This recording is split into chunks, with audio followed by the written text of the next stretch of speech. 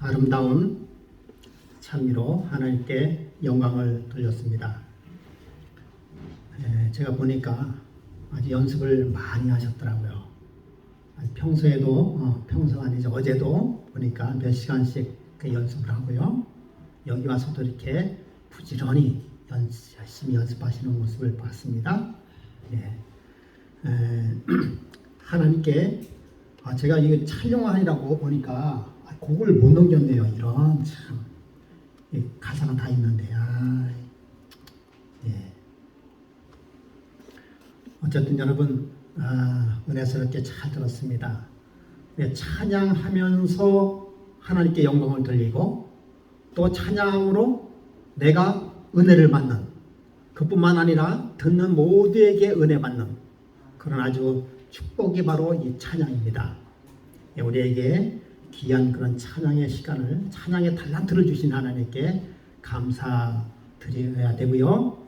또 우리 교회는 정말 기타라고 하는 아주 좋은 악기를 우리가 연주할 수 있는 그런 기회가 되어서 얼마나 감사한지 모릅니다. 여러분 잘하면 좋고요. 또 못한다 하더라도 그만큼 즐기면 되는 것 아니겠습니까? 대단히 감사합니다. 오늘 또 이렇게 함께 우리 박병현 선수는 어디 가셨어요? 전화 받으러요. 그러시군요. 자, 오늘은요 예수를 만난 사람들이란 제목으로 함께 생각해보는 시간을 갖도록 하겠습니다. 여러분 잘 아시는 말씀이죠? 함께 한번 읽어볼까요? 하나님이 세상을 이처럼 사랑하사 시작. 하나님이 세상을 이처럼 사랑하사 독생자를 주셨으니 이는 그를 믿는 자마다 멸망치 않고 영생을 얻게 하려 하심이라. 하나님이 그 아들을 세상에 보내신 것은 세상을 심판하려 하심이 아니요 그로 말미암아 세상이 구원을 받게 하려 하심이라. 아멘. 하나님의 세상을 이처럼 사랑하사 독생자를 주셨으니 이는 그를 믿는 자마다 멸망치 않고 영생을 얻게 하려 하심이라. 여러분 깨진 유리창 이론이란 이론이 있습니다. 1969년에 스탠포드 대학 필립 교수는 한 가지 실험을 했습니다. 범죄가 많이 일어나는 곳에 차 2대를 이렇게 배치를 해놨어요. 색과 종류가 똑같고 그리고 똑같이 이렇게 본네트도 열어놨습니다. 그런데 똑같은데 하나만 틀리게 했어요. 그게 뭔가 하면 본네트도 열고 색깔도 비슷하고 그 다음에 그런데 본네트를 열어둔 한 곳에는 앞 유리창을 파손을 시켜놨어요. 앞 유리창을 한 곳에 파손을 시켜놨습니다. 그리고는 일주일이 지났습니다. 어떻게 됐을까요? 두 곳에서 아주 혁격한 차이가 났습니다. 똑같이 본네트를 열어놨고 차도 똑같은 상태이지만은 그러나 유리창이 깨어진 그 차 안에는 낙서가 되어 있고요. 파손이 되어 있고요. 쓰레기가 들어가 있고요. 또 방화도 되어 있어요. 아주 크게 파손되지 않은데 작은 파손된 일에도 아주 사람이 비도덕한 그런 현상이 그대로 일어난 것을 보게 되었습니다. 여러분 잘 아시죠? 이 동네에도요 쓰레기를 모아놓은 곳에 쓰레기가 이렇게 버리게 돼 있어요. 그런데 잘 같은 장소라도 쓰레기 있던 곳도 쓰레기 다 치워버리고 거기 화단을 만들고 그 다음에 꽃을 이렇게 심어놓으면 절대 거기에 쓰레기를 버리지 못합니다. 이것은 사람의 마음이 비도덕성을 이야기하고 있지만 그러나 또 한편으로는 그런 환경이 접해진 곳에 사람의 마음이 환경에 따라 흔들린다는 사실을 이야기하고 있습니다. 그래서 여러분 교회에 나오면은 이 교회라고 하는 장소에 나오면은 아무래도 세상에 죄된 것과는 구별되는 그런 은혜를 체험할 수가 있는 것입니다. 여러분, 그 악어새라는 것 알죠? 악어새라고도 얘기하고, 그 다음에 하마나 뭐 그런 이렇게 그런 새들 보면 꼭 작은 새들이 쫓아다녀요. 그렇죠? 그 악어에도 있고요, 하마에도 있고요, 또 뭐에도 있는가 하면 그 콧불소나 또는 코끼리나 그런데도 이 악어새라는 새가 조그만 새가 있습니다. 그래서 그 새하고는 이렇게 공존의 관계를 맺고 있다 이렇게 알고 있는데요. 그 새가 왜 거기에 있는가 하면 그 큰 짐승이 있는 곳에는 찐득이가 많이 붙어 있어요. 근데 그 찐득이는 여러분 잘 아시다시피 뭘 빨아먹습니까? 피를 빨아먹어요. 그래서 이 새는 그 피를 빨아먹은 찐득이를 먹기 위하여 거기에 이렇게 붙어 있는 것입니다. 그런데요, 이 과학자들이 놀라운 걸 이렇게 발견하게 됐어요. 그 콧불소가 상처를 입었는데, 상처를 입으니까 자연적으로 피가 나지 않습니까? 그런데 거기에 악어새가 그 상처를 계속 쪼는 걸 발견하게 됐어요. 그러니까 이 악어새는 사실은 그 새는 그 콧불소를 보호하기 위해서 그런 것이 아니라 실질적으로 뭐가 좋아서요? 그 피가 좋아서. 그래서 작은 새지만 피가 좋아서 피를 쪼아먹느라고. 그래서 그 콧불소의 상처난 부분을 쪼으면서 더욱더 상처가 커지는 것을 보게 되었습니다. 그래서 여러분, 죄가 물려있는 곳에 죄 짓기가 더 쉽게 되어 있어요. 이러한 것이 바로 깨진 유리창 이론이라고 하는 것입니다. 그러면 여러분, 우리가 가능하면 교회에 나와 있는 것, 교회에 나오는 것이 우리가 얼마나 중요한지 모릅니다. 그래서 너희는 먼저 그의 나라와 그의 의를 구하라 라고 하는 그 우선의 순위도 뭔가 하면 우리가 하나님의 의를 구하고 그 다음에 하나님의 모든 것을 하나님께 바치고 먼저 우선순위를 잡는다고 한다면 우리의 생의 모든 것들이 생각이며 생활이며 모든 것이 하나님의 기준에 맞춰진다라고 하는 것입니다. 이처럼 살아가사, 하나님의 사람은 이처럼 살아가사. 엠마오로 가는 두 제자가 있었어요. 누가복음 24장에 그 제자들은 마음에 무슨 마음을 가지고 있었습니까? 슬픈 마음을 가지고 있었어요. 왜 슬픈 마음을 가지고 있었는가 하면은 그들의 선생님, 이 엠마오로 간 두 제자는 예수님이 12제자에는 속하지 않은 듯 하기도 했는데 그 엠마오로 가는 두 제자에는 이름이 잘 나오지 않고 있어요. 그런데 그 제자들 마음속에는 늘이 아니고 마음에 상한 심정이 가득 찼습니다. 왜냐하면 그들이 섬기고 그들이 따랐던 그 우리의 주인이신 예수께서 돌아갔다는 소식이 그들의 마음을 우울하게 했습니다. 그리고는 그들은 엠마오로 가면서 옆에 있는 친구와 같이 이야기하고 있습니다. 그토록 우리를 사랑하시고 우리에게 복음을 전해주셨던 그 예수님께서 십자가에 달려 돌아가셨으니 우리가 이 일을 어떻게 하면 좋을까? 앞으로 우리는 누구를 믿고 누구를 바라보며 신앙을 해야 되는가? 등등 여러 가지의 실망과 낙담의 이야기, 그리고 예수님께서 보여주신 그 사랑의 이야기를 나누고 있었을 때에 그때에 어느 점잖으신 분이 그들 앞에 다가왔어요. 그러시면서 하는 말씀이 당신들은 지금 무슨 말씀을 하고들 계십니까? 라고 질문했어요. 그때 이분들은 정말 예수님의 십자가를 생각하며 또 예수님께서 돌아갔다는 사실을 생각하면서 눈물을 흘리고 있었습니다. 그래서 옆에 있는 사람들이 옆에 계신 분이 누군지 잘 분간을 못했어요. 그래서 이 두 제자는 그 나그네에게 물었습니다. 당신은 이곳에 살면서 오늘 어제 저녁에 어제 일어났던 그 사실들을 지금도 모르고 있냐고. 그렇게 했을 때 이 나그네가 자세하게 설명을 해주고 있었습니다. 아, 그러냐고.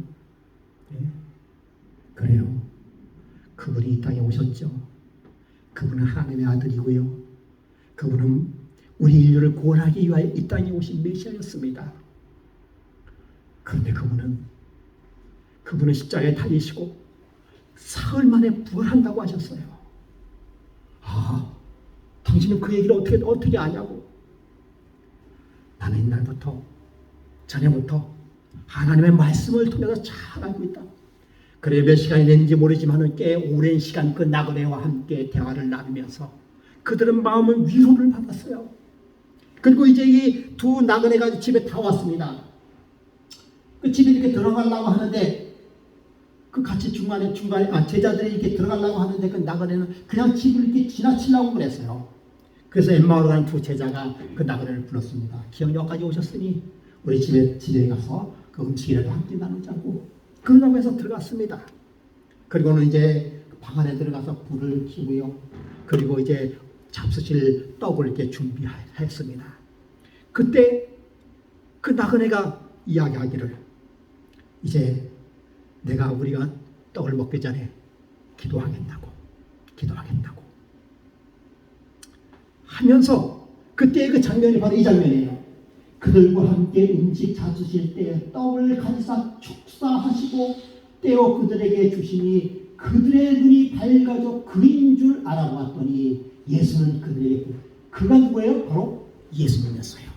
그들이 그렇게 기다렸던 메시아, 십자가에 달려 돌아가셔서 무덤에 안착되셨던 그 예수님께서 그들과 함께 약 그저 한두 시간, 서너 시간 됐는지 모르겠어요. 그저 한 두세 시간 동안 함께 거닐면서 이사야에 관한 이야기, 에레미야에 관한 이야기, 구약에 나온 이야기를 다 풀어주고 그들을 그 두 엠마오로 가는 두 제자의 마음을 뭐 했습니까? 위로해 주셨습니다. 그 떡을 떼시고 기도를 하시고 떡을 떼어 주는데 여러분 이게 떡을 떼어 주는 그 손을 이렇게 밝은 손에 보니까 그 손 등에 뭐가 있습니까? 예수님의 거룩한 못자국이 그들의 눈에 손에 띄었어요. 그것을 보시고 떡을 떼어 그들에 주시니 그들의 눈이 밝아져 떡을 떼어주는 그 손의 못자국을 보고 그인 줄 알아봤더니 그 순간에 예수는 그들에게 보이지 아니하시니라. 그들이요 어쩐지 우리가 지금까지 쭉 올 때 우리의 마음이 뜨겁지 아니하냐.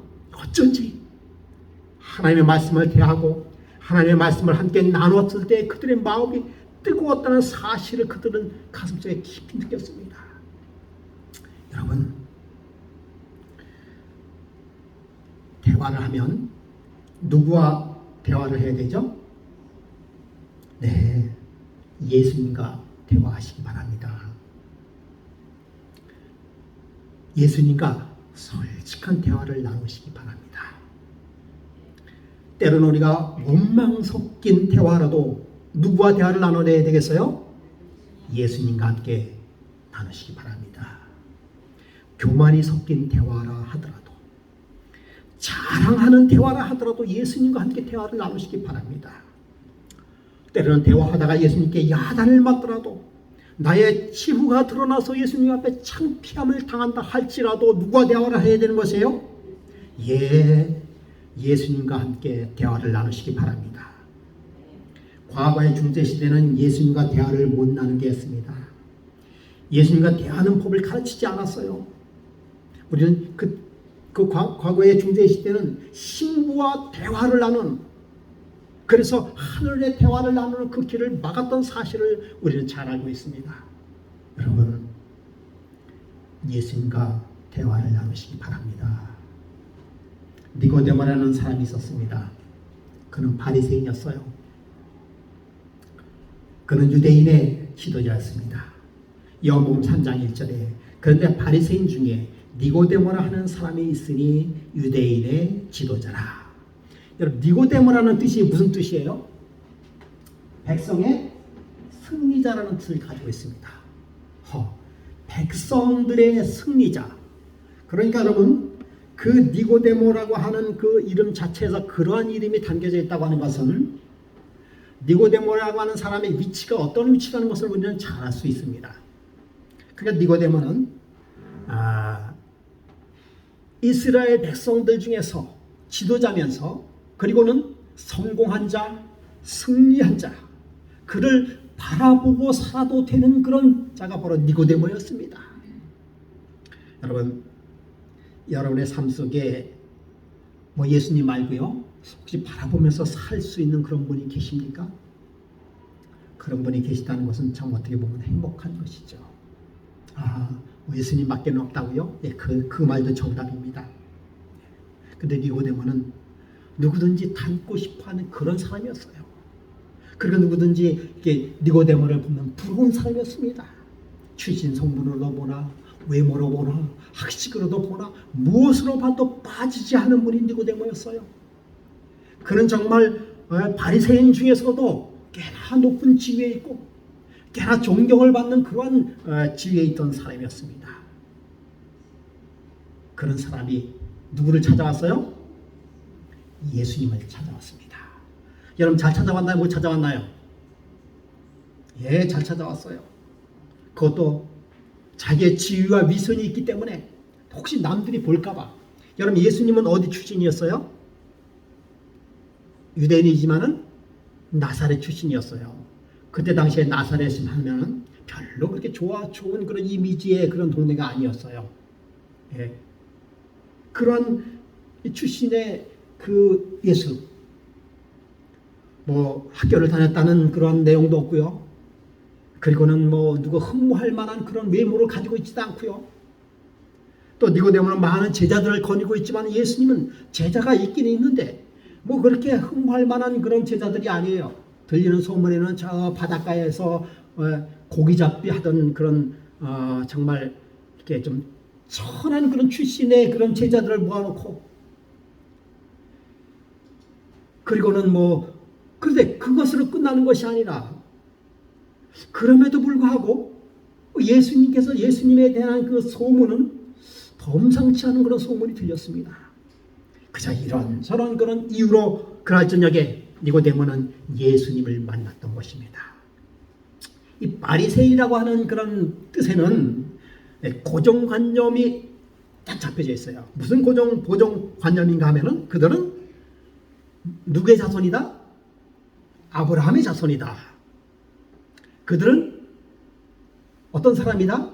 선택받은 족속 중에서 우뜸이고 그들은 구원을 이미 따는 당상에 있는 그런 사람이었습니다. 그 바리새인이에요. 그 중에서 니고데모였습니다. 그러한 니고데모가 예수님을 찾아왔습니다. 근데 그래서 니고데모는 여러 가지 좋은 말로 그래도 꽤 예수님에 대하여 좋은 쪽으로 이렇게 이야기하고 있었어요. 당신은 유대인으로서 아주 그 행하시는 여러 가지를 봤을 때 참으로 하늘에서 오신 그런 선생님입니다 라고 이야기를 하고 있었습니다. 그런데 예수님의 관심은 뭐였었는가 하면 그런 것에 관심이 없었고 예수님은 단 한마디에 관심이 있었어요. 그게 뭐예요?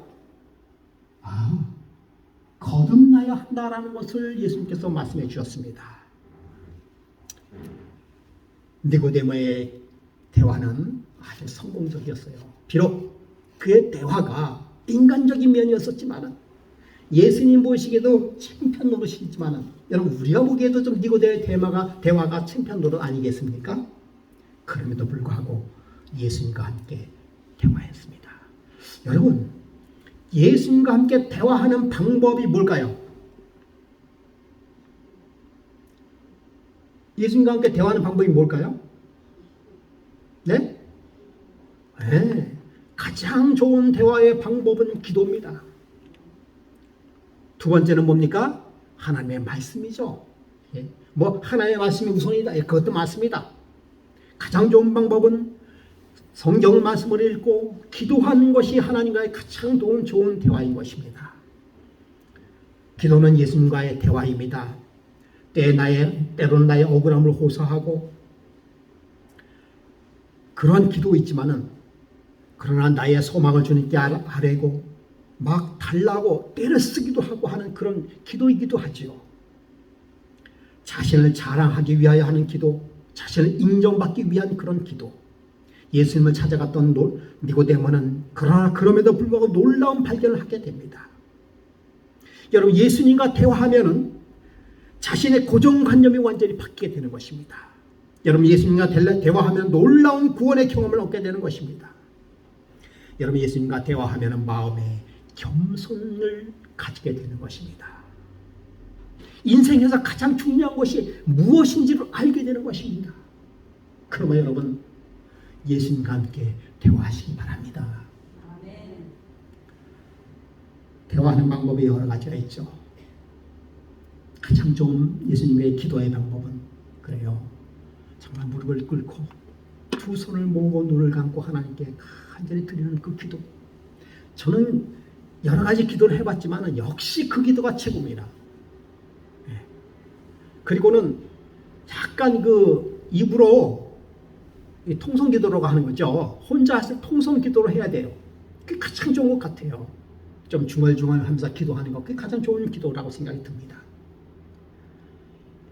이 기도하면서 묵상 기도를 이렇게 들여다보면 순간순간으로 다른 생각들이 팍팍팍 파고 들어와요. 여러분 그런 경험 많지 않습니까? 네. 그런데 혹시 우리가 그렇게 안 그렇다 하더라도 하나님과 대화할 수 있어요. 이게 종이에다 써가면서 일기 형식으로 하나님과 대화도 할 수 있고요. 그렇죠? 네. 때로는 정말 노래를 부르면서 대화하시는 것이에요. 이런 반드시 기도의 대화만 아닙니다. 노래를 부르면서 오늘 우리 그 선한 능력으로 하나님의 은혜를 체험하면서 그 은혜를 체험하면서 노래하는 것도 그것도 하나님과의 대화인 것이죠. 그것도 기도입니다. 그렇게 할 수도 있고요. 또 요즘에 제가 개인적으로 하는 일은 걸어다니면서 기도하는 것. 그것도 아주 좋은 방법이라는 생각이 듭니다. 또 잠자기 전에 기도하는 것도 참 좋은 방법이라는 생각이 들어요. 저는 그러면서 잠자기 전에 기도하는데요. 항상 다른 거 하다가는 잠이 쉽게 안 드는데 이상하게 기도하면서 잠이 쉽게 들어요. 그래서 잠자면서 기도하는 거는 끝까지 해본 예수님의 이름으로 기도합니다라고 그렇게 하면서 기도를 끝낸 적이 없어요. 다 기도 도중에 잠이 들어버리더라고요. 여러분 어느 유명한 강사는요, 기도할 때 이 뇌파가 아주 이게 뭐랄까요, 쉽게 얘기해서 잔잔히 흐르면서 뇌파가 안정적으로 흐른대요. 그러면서 수면 상태로 슥 들어간다라고 얘기를 하더라고요. 글쎄요, 모르겠어요. 저의 경우인지 모르겠지만요, 우리가 기도하면서 잠자는 것, 그것도 아주 좋은 방법이에요. 네. 피곤하든지 잠이 오든지 아무튼 잠이 안 올 때 여러분 기도 한번 해보세요. 우리 신수발 장로님이 그런 걸 저한테 말씀해서 스르르 잠이 오게 되는 것이요. 여러분 기도로서 하나님과 대화를 나누시기 바랍니다. 많은 대화를 나누시기 바랍니다. 놀라운 하나님의 은혜가 우리와 함께 계심을 우리는 알 수 있을 것입니다. 이제 니고데모가 예수님을 찾아왔어요. 그가 밤에 와서 이르되 라삐는 뭡니까? 선생이며 우리가 당신은 하나님께로부터 오신 선생인 줄 아나이다. 니고데모는 예수님을 랍비로 취급했습니다. 그 랍비로 취급했다는 얘기는 무슨 얘기예요? 나하고 동등한 사람이다라는 뜻을 가지고 있습니다. 왜냐하면 자기도 유대인의 존경받는 랍비와 선생이거든요. 그러니까 당신도 선생입니다. 이 정도는 잘 봐준 거예요. 제가 확실한 건 모르겠습니다만 니고데모는 함부로 다른 사람에게 랍비라고 얘기하지 않을 거예요. 여러분 이 랍비는요 쉽게 되는 게 아닙니다. 오늘날 대학 박사학위 수준을 넘는 것이 랍비의 수준이에요. 그들은 평생 그야말로 12살서부터 평생 동안 하나님의 말씀을 암기하면서 그리고 말씀을 깊이 명상하고 성경을 읽어 나가는 사람들이 바로 이 랍비들이에요. 그래서 그들은 성경을 줄줄줄 암송하고 그리고 성경을 다른 사람에게 가르칠 수 있는 그러한 능력을 가진 사람들이 뭡니까? 이 랍비들이었습니다. 그러니까 이 예수님께 랍비하는 것은 예수님을 정말 존경하고 예수님을 뭘 한 것입니까? 아주 받들어서 얘기하는 거예요. 거기에다가 한 가지 더 받든 것은 뭡니까? 하나님으로부터 오신 뭐요? 선생인 줄 아나이다. 이것은요, 이 니고데모는 예수님을 특별한 대우를 해주신 것입니다. 특별한 대우를 해주신 거예요. 그러니까 인간적으로 예수님에게 보일 수 있는 건 다 보여준 겁니다. 이 정도면 니고데모는 자기가 가지고 있는 뭘 또 없은 것입니까? 자존심도 다 누르고, 그리고 그렇게 예수님 아주 마음껏 띄워줬어요. 그 마음껏 띄워준 것은 뭐도 같이 포함이 되어 있는가 하면 나도 당신과 비슷한 사람이다, 이런 뜻도 같이 포함되어 있는 것이죠. 그런데 그렇게 할 수 있었던 근거가 뭡니까? 그렇게 하늘에 오신 선생이오라고 이야기할 수 있는 근거가 뭡니까? 그것은요, 당신이 행하신 이 표적을 아무도 할 수 없이 이 표적 때문에 그런 거예요. 표적. 이 니고데모는 표적을 봤어요. 여러분, 요한복음 3장은요, 예수님께서 목회를 시작한 지, 예수님께서 그의 공중생애를 시작한 지 얼마 되지 않았던 초기에 있었던 사건이 되었습니다. 그렇다면 여러분, 이때 당시에 이 예수님께서 행하시는 표적은 도대체 무슨 표적일까요? 그 표적은 가나의 혼인잔치에서 행하신 예수 그리스도의 표적이었습니다. 여러분, 그 표적이 무슨 표적이죠? 물이 무엇으로 변하는 표적이에요? 포도즙으로 변하는 표적이었습니다. 그래서 계속해서 이런 말씀을 했는데 여기 안 나오나요? 이런 표적을 행한 것은 못 봤다고요. 그 표적을 무심히 봤던 이 니고데모는, 아마 니고데모도 그 잔치에 참가를 했었던 것 같아요. 그 표적을 봤던 니고데모도 마음에 감동을 받고, 또한 이런 일이 세상에 있을 수 있나 라는 생각을 하게 됐어요. 이 양반이 범상치 않은 사람이구나 라고 생각했던 것입니다. 여러분, 이 표적은 여러분 아시지만은요, 물이 포도주로 변한다는 이 표적은, 결론적으로 말씀을 드린다고 한다면, 예수님께서 어머니께서 이 표적을 좀 행하라고 했을 때 예수님께서 뭐라고 했습니까? 때가 이르지 않았다 라고 말씀하셨어요. 이 때는 어느 때예요? 예수님께서 십자가에 달려 돌아가실 때를 얘기한 것입니다. 그러므로 여러분, 이 물이 포도주로 되는 그 이적은 사실은 뭘 얘기하는 것입니까? 예수님께서 장차 이 포도즙이 포도즙이 되려면 어떻게 되는가 하면요, 포도가 그 즙 틀집에서 이렇게 짜져야 돼요. 그렇죠? 짜서 나오는 그것이 포도즙이에요. 그래서 이 포도즙은 여러분들 잘 아시다시피 피를 상징했던 것입니다. 그래서 이 물이 포도주로 됐다라고 하는 이야기는 예수님의 십자가를 의미한 것이었어요. 그럼 여러분, 예수님의 표적은 뭔가 하면요, 모든 삶이 예수님 표적이었습니다. 그 표적이 뭔지 아십니까? 그 표적은 십자가의 표적이었어요. 여러분, 나의 삶의 표적이 뭘까요? 여러분, 분명히 제가 말씀드리지만요, 여러분들의 삶 속에서도요, 표적이 한두 가지는 꼭 있습니다.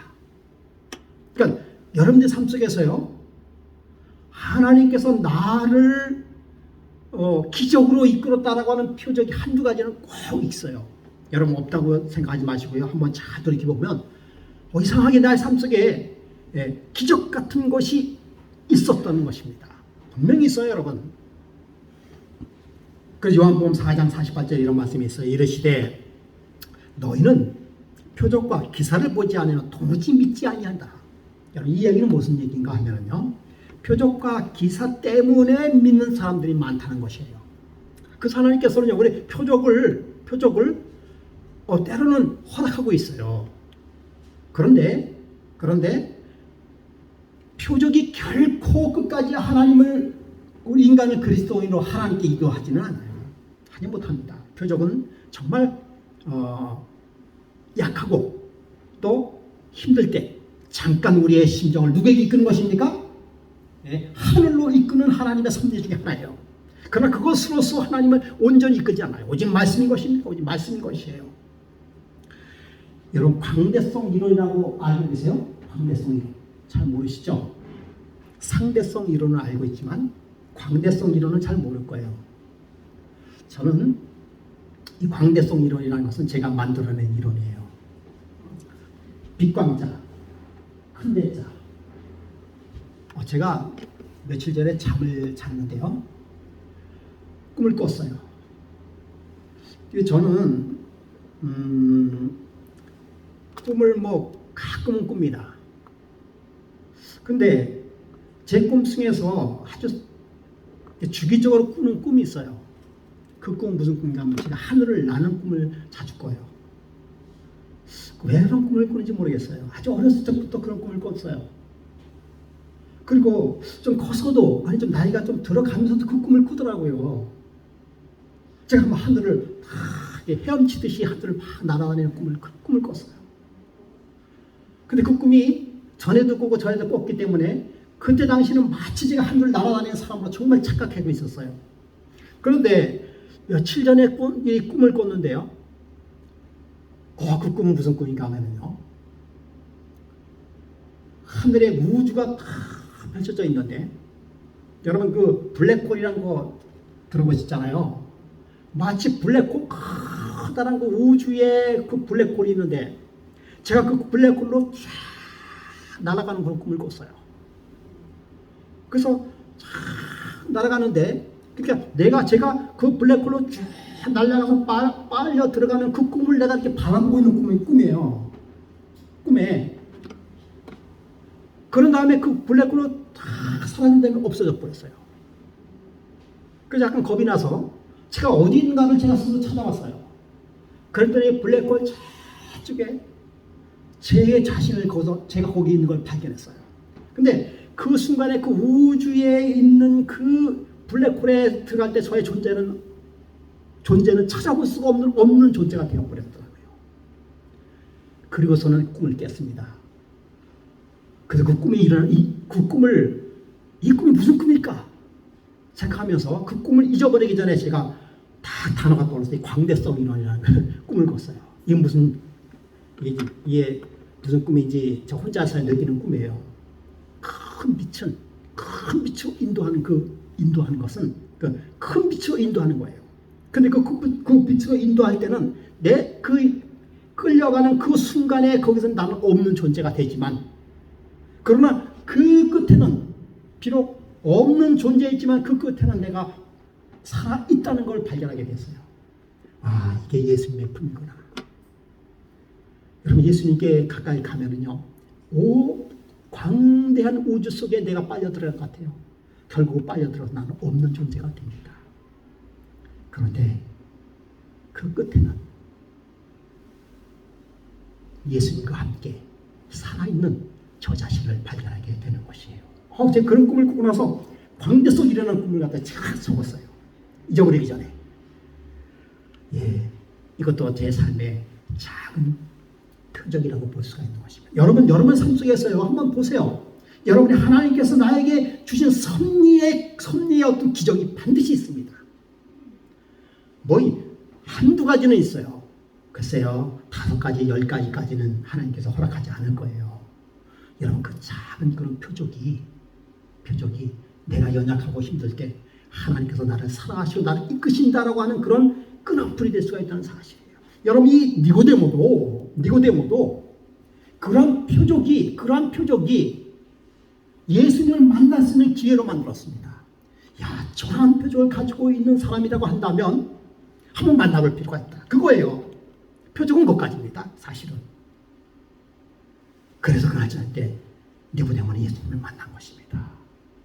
예수님과 함께 대화를 했어요. 여러분 그 대화가 니고데모를 위대한 신앙가로 이끌었다는 사실을 여러분 잘 아실 거예요.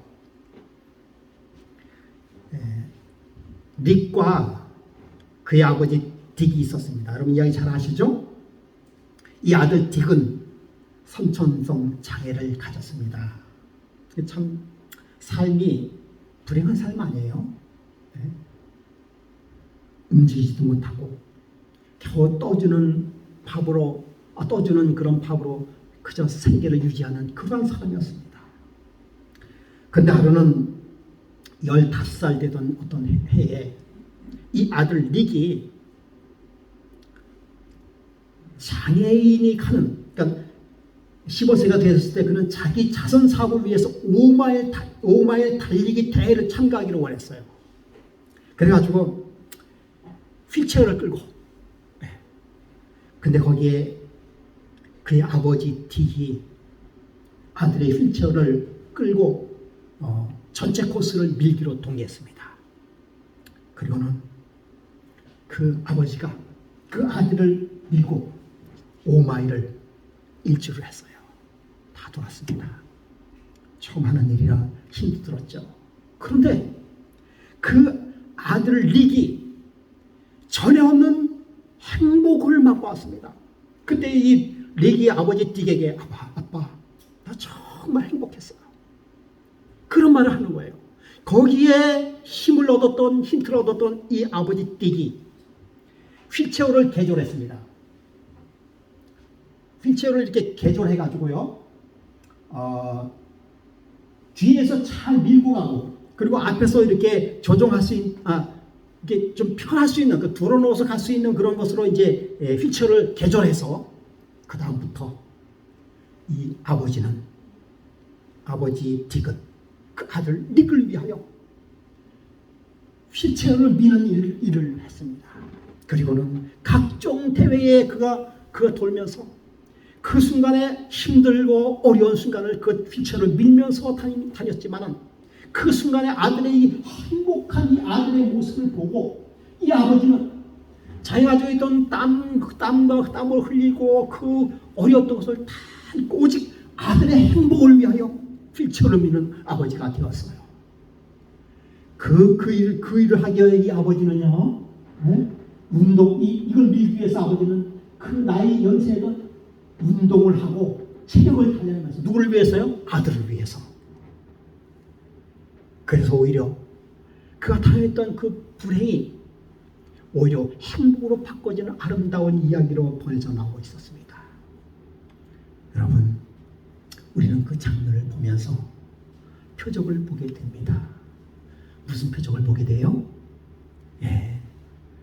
태어나면서부터 장애인으로 태어난 아들, 제대로 말도 못하고 제대로 먹지도 못하고 제대로 생활하지도 못하는 그러한 태어나면서 불구자로 태어나면서 죄인으로 태어난 우리 인간들을 위하여 온몸을 바치는 예수님의 모습을 우리는 보게 됩니다. 아들을 위하여 그의 삶을 다 포기했습니다. 그의 아들을 위하여 자기 자신이 가지고 있었던 그 모든 것을 다 포기하고 오직 아들의 행복을 위하여 행복을 뒤에서 미는 그런 아버지로 삶을 살았습니다. 여러분, 예수님께서 이 땅에 오셔서 이 릭과 같은 불구자인 우리 인간들을 위하여 이 땅에 오셔서요, 우리 인간이 가지고 있었던, 우리는 정말 우리 인간이 정말 제대로 먹긴 합니까? 아까도 얘기했죠. 에덴 동산에 있었던 그 맛있는 우리가 과일을 우리가 먹을 수가 있어요. 그것도 못 먹죠. 요즘에 얼마나 산소가 희박합니까? 거기다가 마스크까지 끼고 다녀야 되죠. 여러분, 이런 사정을 하나님께서 다 하시고 계셔요. 그런 사정을 다 알고 계시기 때문에 우리가 태어나자마자 고통과 고난 속에서 살아가는 우리 인간들을 위하여 이 땅에 오셔서 우리의 삶을 밀어주고 계십니다. 여러분, 이것이 표적이에요. 가장 큰 표적은 예수님께서 이 땅에 오셨다라고 하는 표적이 가장 큰 표적인 것입니다. 그래서 예수님께서 말씀하셨습니다. 마태복음 12장 39절에 예수께서 대답하여 이르시되 악하고 음란한 세대가 표적을 구하나 선지자 요나의 표적밖에는 보일 표적이 없느니라. 여러분, 선지자 요나의 표적은 무슨 표적입니까?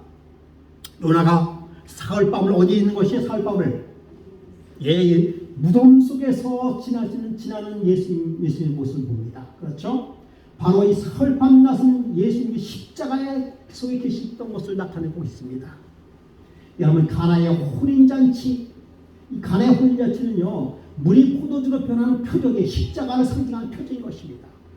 가장 큰 표적은 뭐예요? 십자가의 표적이에요. 여러분, 여전히 우리의 삶 속의 표적은 십자가의 표적입니다.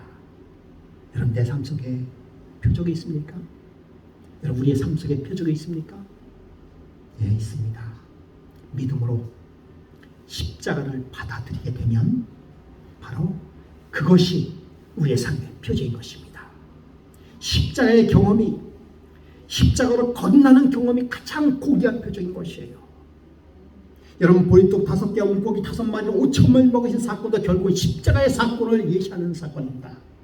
여러분 우리의 삶 속에서 십자가의 표적이 나타나는 것이 가장 큰 표적인 것이에요. 여러분 우리의 삶의 표적이 있습니까? 우리의 삶 속에서 예수 그리스도의 십자가의 표적이 있습니까? 487장 우리 집사님 우리 1절만 한번 불러볼까요? 십자가로 가까이 나를 이끄시고. 478장 여러분 우리의 삶 속에 십자가의 표적이 있어야 되는 것입니다. 우리의 삶 속에 무한한 십자가의 영광의 표적이 있어야 되는 것 함께 같이 불러보겠습니다.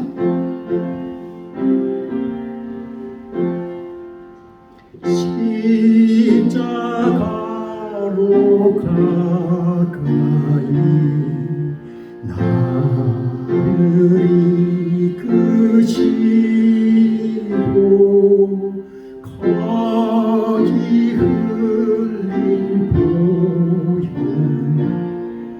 정케하옵소서.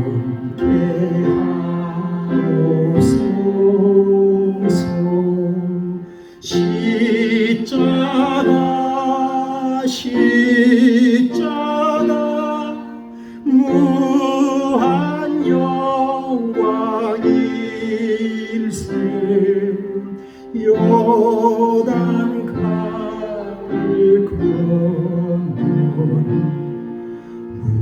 무한 영광일세.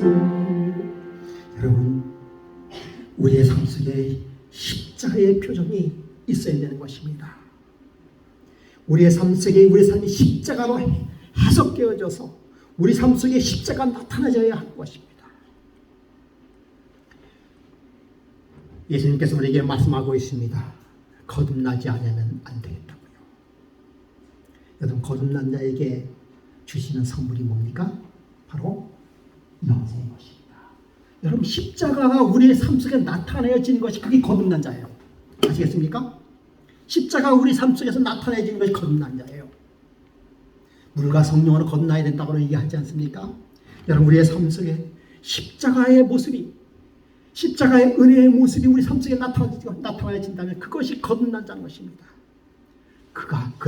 그렇게 거듭난 자는 무엇을 주어진다고요? 영생을 얻어주는 거예요. 하나님의 세상을 이처럼 사랑하사 독생자를 주었으니. 십자가를 하나님의 세상을 이처럼 사랑하사 십자가를 주었으니 이는 그 십자가를 믿는 자마다 멸망치 않고 영생을 얻게 하려 하십니다. 하나님의 세상을 이처럼 사랑하사 우리의 삶 속에서 십자가가 나타난 자는, 그를 믿는 자는, 십자가가 나타난 자는 멸망치 않고 영생을 얻게 하려 하십니다. 여러분 하나님의 사랑이 우리에게 이렇게 나타나십니다. 하나님의 사랑이 독생자를 주실 만큼한 사랑, 십자가를 통하여 우리에게 주시는 믿음, 그 결과로 우리는 영생을 선물로 받는 것입니다. 여러분 예수님과 함께 대화하는 결론은 바로 영생인 것입니다. 그러면 여러분 우리가 실천하시기 바랍니다. 우리의 삶 속에 누구와 대화를 해야 되겠다며? 예수님과 함께 대화를 나누시기 바랍니다. 그 어떠한 방법을 통해서도 예수님과 대화를 나누시기 바랍니다. 물론 가장 좋은 방법은 무릎을 꿇고 손을 모으고 눈을 감고 하나님께 드리는 기도가 가장 좋은 방법이에요. 말씀을 펴놓고 기도하는 장은 가장 좋은 방법인 것입니다. 그런 방법과 더불어 여러 가지 방법을 통해서 우리는 하나님과 대화하시기 바랍니다. 그리고 우리의 삶의 표적을 살펴보시기 바랍니다. 반드시 여러분 우리의 삶을 살펴보면요, 힘들고 어려운 삶이라고 하지만 그 삶 속에서 반드시 삶의 표적, 십자가의 표적이 우리의 삶 속에 반드시 있음을 여러분 기억하시고 한번 기도하면서 발견하시기 바랍니다. 그래서요, 거듭난 자에게 주어지는 선물, 그것이 바로 영생인 것입니다. 여러분, 하나님께서 우리에게 영생을 주시기 위하여 십자가에 달려 돌아가시고 영생을 주시기 위하여 지금도 우리를 중보하고 계시는 것입니다. 여러분, 우리가 이미 예수 그리스도의 십자가를 경험한 사람은 영생에 사는 삶임을 여러분 기억하시기 바랍니다. 니고데모가 예수님을 찾아왔듯이 우리가 예수님과 함께 대화하시면서 예수님께서 오늘날 우리에게 들려주시는 놀라운 하나님의 섭리와 사랑을 체험하시는 저와 여러분이 되시길 간절히 바랍니다. 예수님과 함께 대화함으로 말미암아 하늘의 놀라운 은혜의 기별을 체험하는 저와 여러분이 되시길 간절히 바랍니다. 우리가 그렇게 살 때 우리는 하루하루의 삶이 영생의 삶임을 기억하시기를 간절히 바라면서 이 시간 말씀을 마치겠습니다. 우리 다 같이 일어서서요. 찬미가 487장 십자가로 가